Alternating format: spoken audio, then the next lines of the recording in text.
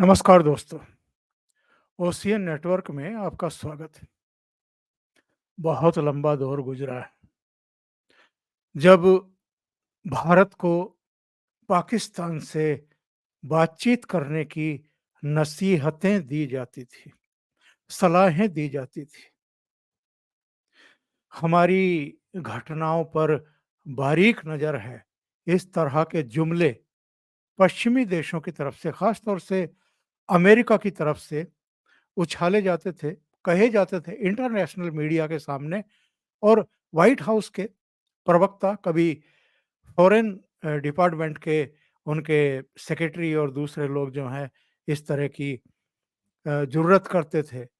मानव अधिकारों की बात की जाती थी, भारत में मानव अधिकारों का उल्लंघन हो रहा है, मौलिक अधिकारों का उल्लंघन हो रहा है, उस पर ज्ञान दिया जाता था। कश्मीर को लेकर के, गरीबी को लेकर के, तमाम दूसरे मुद्दों को लेकर के इसी तरह की बेसिर पैर की टिप्पणियाँ की जाती थी। एक तरीके से हमें अंतर्राष्ट्रीय स्तर पर अपमानित करने की चेष्टा की जाती थी, साजिशें रची जाती थी। एक दौर तो वो था और एक दौर आज का है।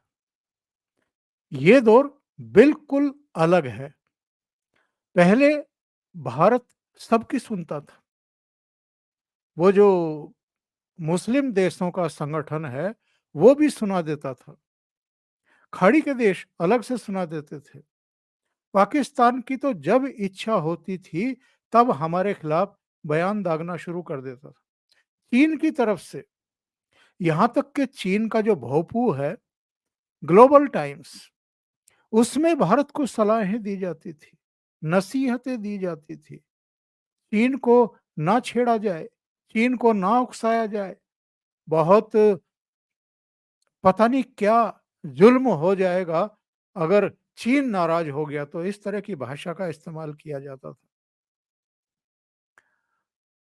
नई दिल्ली तक पहुंच जाते थे कई देशों के प्रतिनिधि, मंत्री, यहाँ आकर के तरह तरह की हिदायतें दे जाते थे।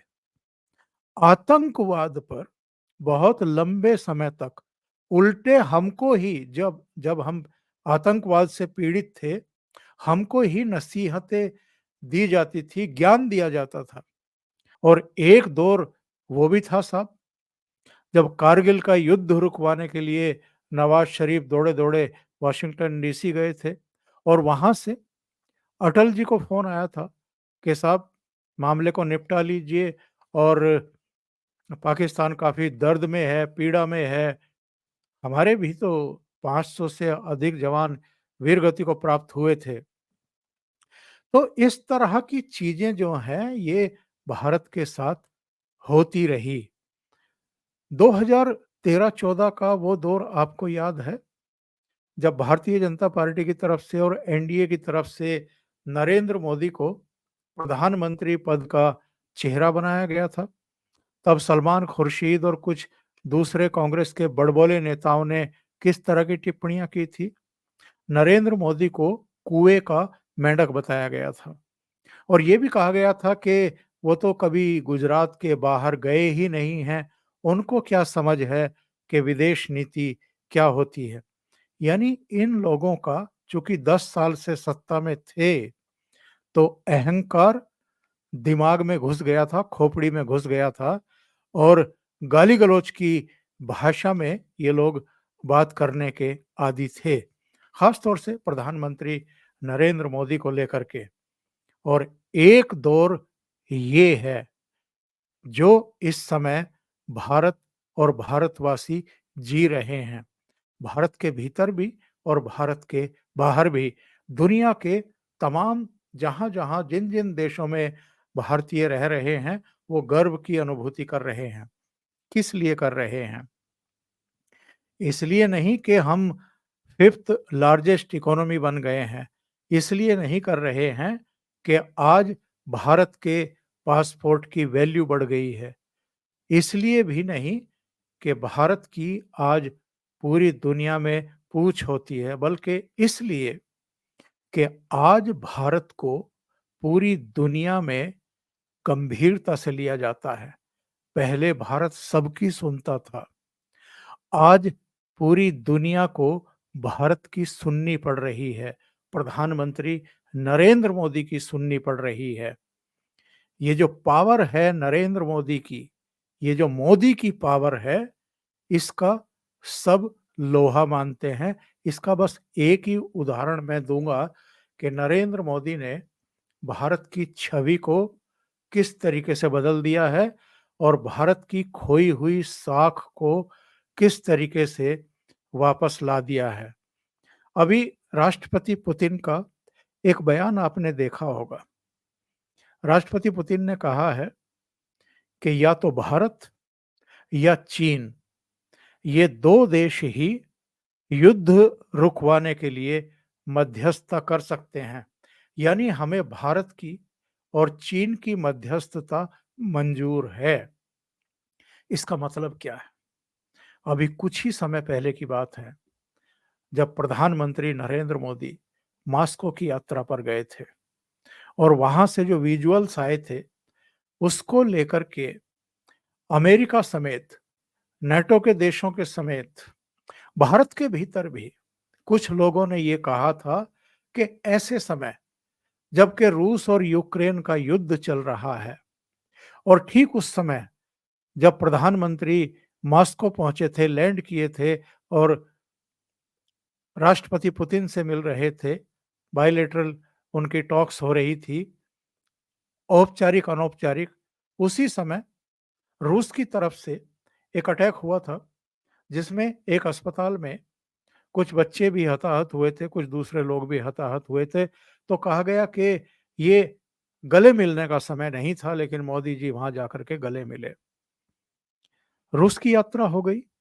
उसके कुछ समय बाद प्रधानमंत्री नरेंद्र मोदी यूक्रेन की यात्रा पर भी गए और ठीक उसी अंदाज में यूक्रेन के राष्ट्रपति व्लादिमीर जेलेंस्की के साथ भी न केवल गले मिले, बल्कि उस समय जब वो मॉस्को की यात्रा पर थे और रूस की तरफ से अटैक में अस्पताल में कुछ बच्चे और कुछ दूसरे नागरिक मारे गए थे, वो वहां भी गए। दोनों देशों के बीच में बातचीत भी हुई, बहुत सौहार्दपूर्ण और गर्मजोशी के वातावरण में हुई, समझौते भी हुए। और उसके बाद तो प्रधानमंत्री नरेंद्र मोदी की 2 और देशों की भी यात्रा हो चुकी है, सिंगापुर और ब्रुनेई।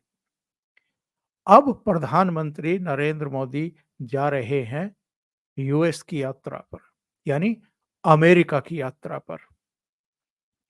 और अमेरिका की इस यात्रा पर प्रधानमंत्री की सबकी नज़र टिकी हुई है। क्योंकि जब वो मॉस्को की यात्रा करके आए थे, जब वो कीव की यानी यूक्रेन की यात्रा करके आए थे, तो अमेरिका की तरफ से कुछ-कुछ ऐसी टिप्पणियाँ की गई थी। अब उनको मजबूरी में समझ लीजिए या कैसे भी समझ लीजिए। कुछ लोगों ने कहा था कि प्रधानमंत्री नरेंद्र मोदी को मॉस्को नहीं जाना चाहिए था। ऐसे समय गए जब नाटो देशों की समिट वाशिंगटन डीसी में हो रही थी। अमेरिका के लिए बड़ी असहज स्थितियां हैं। प्रधानमंत्री को टाइमिंग देखनी चाहिए थी। लेकिन प्रधानमंत्री नरेंद्र मोदी पूरी दुनिया को भी और अमेरिका को भी और यूरोपियन कंट्रीज को भी जो भारत को लेक्चर पिलाते रहते थे, उनको एक मैसेज देना चाहते थे कि तीसरी बार शपथ ग्रहण के बाद वो अपनी पहली आधिकारिक यात्रा अपने सबसे और सबसे पुराने और भरोसेमंद मित्र के देश में कर रहे हैं, यानी रूस जा रहे हैं। और इसका मैसेज ठीक तरीके से जहां-जहां वो पहुंचाना चाहते थे, वहां पहुंचा भी दिया है। लेकिन बाद में अमेरिका की समझ में आई कि साहब, प्रधानमंत्री नरेंद्र मोदी की जो मॉस्को की यात्रा है और उसके बाद यूक्रेन की यात्रा है, ये तो बहुत सिग्निफिकेंट हो सकती है, बहुत महत्वपूर्ण इसलिए हो सकती है कि कम से कम दुनिया में कोई देश तो है, किसी देश का राष्ट्र प्रमुख तो है, जो दोनों देशों के बीच में जो संवाद का जरिया ही टूट गया है, वो पुल का काम करने का काम कर सकता है। तो अमेरिका की तरफ से भी बयान आए, कुछ यूरोपियन कंट्रीज की तरफ से भी बयान आए कि मोदी महत्वपूर्ण भूमिका निभा सकते हैं। वैसे तो प्रधानमंत्री को यूएन महासभा में भाषण देने के लिए अमेरिका जाना था, लेकिन इस बीच एक और समिट तय हो गई। क्वाड की जो समिट भारत में होने वाली थी 2024 के शुरू में जनवरी में, वो इसलिए टल गई थी क्योंकि अमेरिका के राष्ट्रपति अपने घरेलू कुछ कार्यक्रमों में इतने व्यस्त थे कि वो नई दिल्ली आ नहीं सके, तो वो बैठक भी नहीं हुई। अब भारत ने क्या किया है? भारत ने अमेरिका से समिट को एक्सचेंज कर लिया है। 2025 में जो अमेरिका में समिट होने वाली थी क्वाड की, वो अब भारत में होगी, और जो जनवरी 2024 में समिट टल गई थी, वो अब सितंबर के दूसरे पखवाड़े में अमेरिका में होगी। यानी प्रधानमंत्री नरेंद्र मोदी जो न्यूयॉर्क की यात्रा पर जा रहे हैं, अमेरिका की यात्रा पर जा रहे हैं, उनका मकसद जो रूस और यूक्रेन के साथ उनकी टॉक्स हुई हैं, शांति स्थापना के लिए, युद्ध विराम के लिए और दूसरे मुद्दों पर, वो तो साझा करेंगे ही जब राष्ट्रपति बाइडेन से मिलेंगे, पर क्वाड देशों की समिट भी वहाँ पर हो जाएगी। और क्वाड की बैठक में आप जानते हैं क्वाड देशों में भारत और अमेरिका के अलावा जापान और ऑस्ट्रेलिया भी शामिल हैं। सूचना ये मिल रही है कि साहब, ये जो क्वाड की बैठक है, ये जो बाइडेन का जो होम स्टेट है, वहाँ पर होगी, न्यूयॉर्क में नहीं होगी। क्योंकि वीकेंड है और वो उनके वहाँ पर कुछ अपने रूटीन के कार्यक्रम लगे हुए होते हैं, तो चारों देशों की प्रतिनिधि राष्ट्र प्रमुख वहीं पर मिलेंगे और वहीं पर क्वाड की बैठक होगी। और 2025 में अब जो अमेरिका में होने वाली थी, वो नई दिल्ली में होगी। और ये भी आप तय समझ लीजिए कि जापान के जो प्रधानमंत्री हैं, वो भी तब तक रिटायर हो जाएँगे, वहाँ भी नया नेतृत्व आ जाएगा। और अमेरिका में भी 5 नवंबर को नए राष्ट्रपति के लिए मतदान हो चुका होगा, तो नई दिल्ली अमेरिका के नए राष्ट्रपति आएँगे। वो कमला हैरिस होंगी या डोनाल्ड ट्रंप होंगे, ये देखने वाली बात होगी। यानी क्वाड की बैठक में अमेरिका के नए राष्ट्रपति नई दिल्ली पहुंचेंगे। तो भारत की तरफ से, प्रधानमंत्री नरेंद्र मोदी की तरफ से जो ये फेरबदल किया गया कि 2024 वाली अमेरिका करे और 2025 जो अमेरिका करने वाला था, वो भारत करेगा। तो ये भी कूटनीतिक दृष्टि से मैं कहूँगा कि प्रधानमंत्री नरेंद्र मोदी का एक और मास्टर स्ट्रोक है। जो जानकारी मिल रही है, वो ये है कि पहले प्रधानमंत्री नरेंद्र मोदी 26 सितंबर को यूएन महासभा को संबोधित करने वाले थे। लेकिन ये जो कार्यक्रम में फेरबदल हुआ है, क्वाड की जो बैठक होने वाली है, वो अब 21 सितंबर को होगी। 22 को प्रधानमंत्री नरेंद्र मोदी न्यूयॉर्क में भारतीयों से मुलाकात करेंगे, उनको बल्कि संबोधित करेंगे और अच्छा खासा भारतीयों का वहाँ पर जमावड़ा लगने वाला है। और ये जो संबोधन होने वाला है प्रधानमंत्री नरेंद्र मोदी का, इसमें वो उन सारी ताकतों को भी जवाब देने वाले हैं, अमेरिका की ही धरती से, जो बांग्लादेश में जो कुछ हुआ है 5 अगस्त को, वो भारत में होते हुए देखना चाहते थे। इनमें सोरोस से लेकर के उसके जितने पिट्ठू हैं, और जो मीडिया भी है वहाँ का, और जो यूरोपियन देशों का भी जो मीडिया है, वो भी जिस तरह की बातें कर रहा था, उनको प्रधानमंत्री वहीं जाकर के जवाब देंगे। इसके अलावा 23 तारीख को प्रधानमंत्री का जो कार्यक्रम आया है, वो यूएन में जो समिट फॉर फ्यूचर कार्यक्रम होगा, वो उसमें भी हिस्सा लेंगे। और 26 सितंबर को अब वो अमेरिका में नहीं होंगे, तो नया शेड्यूल हुआ है भारत का 28 सितंबर को विदेश मंत्री एस जयशंकर अब प्रधानमंत्री नरेंद्र मोदी के बजाय वो यूएन महासभा को संबोधित करेंगे। ये जो चर्चाएं की जा रही थी सोशल मीडिया पर बांग्लादेश में शेख हसीना सरकार के तख्ता पलट के बाद और महबूबा मुफ्ती की बेटी इल्तिजा का वो ट्विटर पर मैसेज आपको याद होगा।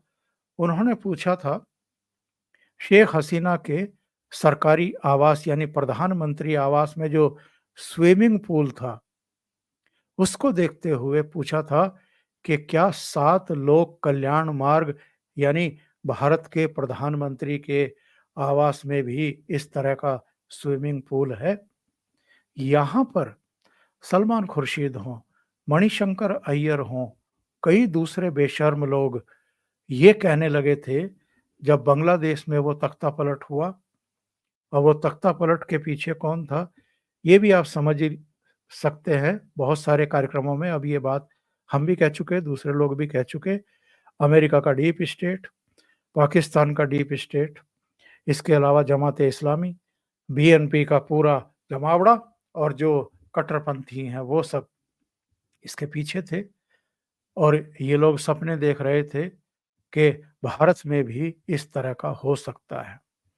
अब प्रधानमंत्री नरेंद्र मोदी अमेरिका की धरती से इन सबको जवाब देंगे और अमेरिका के डीप स्टेट को भी खरी-खरी सुनाएँगे।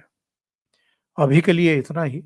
बहुत-बहुत धन्यवाद। अगर आपको ये चैनल और इसके कंटेंट पसंद आ रहे हैं, तो लाइक करें, कमेंट करें, वीडियो को शेयर भी करें।